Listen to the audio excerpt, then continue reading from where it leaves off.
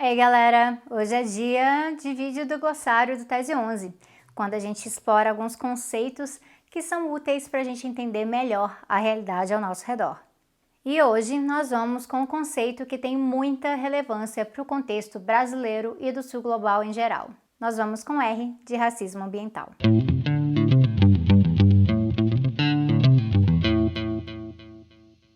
O conceito de racismo ambiental, ele existe já há algumas décadas. Lá para o final da década de 70, começo da década de 80 nos Estados Unidos, comunidades majoritariamente negras estavam sendo afetadas por políticas ambientais diferenciadas, como quando dejetos químicos eram jogados ali, rodeavam seus lares, causando problemas de saúde, mas comunidades majoritariamente brancas não sofriam das mesmas políticas. Aterros eram frequentemente feitos perto de comunidades mais negras e longe das comunidades mais brancas.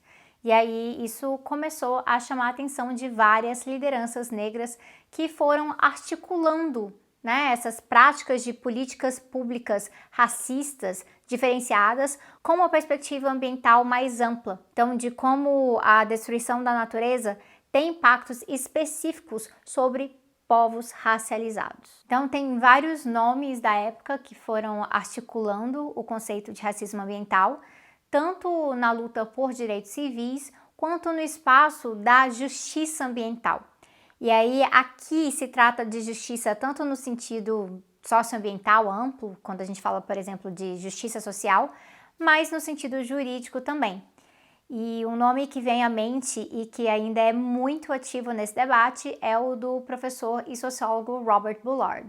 Ele é pioneiro da justiça ambiental. O trabalho dele articula bastante a questão do racismo ambiental com o uso diferenciado do solo, da terra e do território. Mas no Brasil e na América Latina, o conceito de racismo ambiental também é bastante usado, e não só no meio acadêmico. Movimentos sociais abraçaram esse conceito porque ele ajuda a explicar o impacto desproporcional da destruição ecológica para cima de comunidades que vivem em territórios que são territórios ameaçados, territórios em disputa ou abandonados, negligenciados. Isso significa que quando tem enchente, as comunidades pobres, elas sofrem mais, até porque há menos política pública de prevenção, de adaptação e de realmente colocar estrutura mesmo nessas comunidades. Num país como o Brasil, onde raça e classe estão tão interligados, isso significa que são comunidades pobres mais afetadas, mas também comunidades mais racializadas.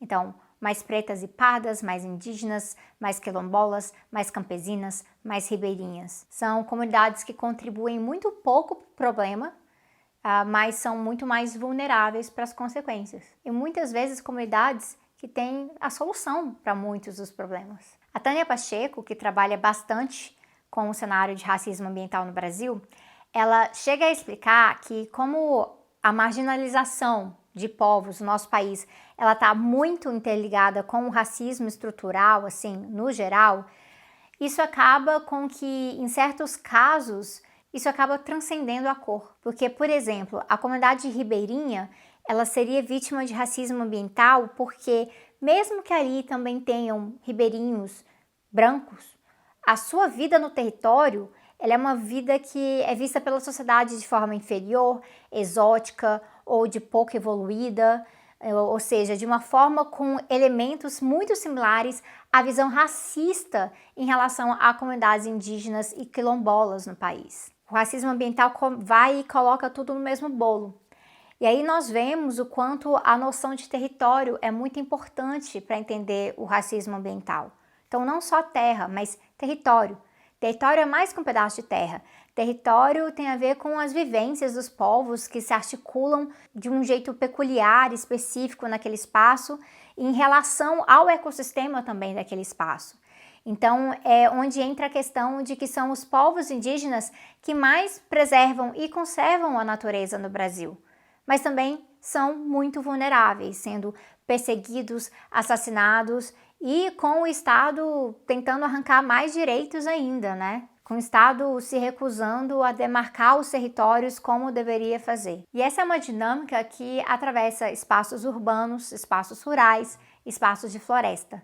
E aí isso gera uma visão de certas populações como descartáveis e que elas podem ser atropeladas em nome do desenvolvimento, em nome do progresso. E aí isso fica muito evidente quando nós olhamos para megaprojetos de desenvolvimento no Brasil. Megaprojetos que foram feitos atropelando completamente as preocupações das comunidades locais. Então, aqui entra usina, barragem, ponte, rodovia, ferrovia e assim por diante.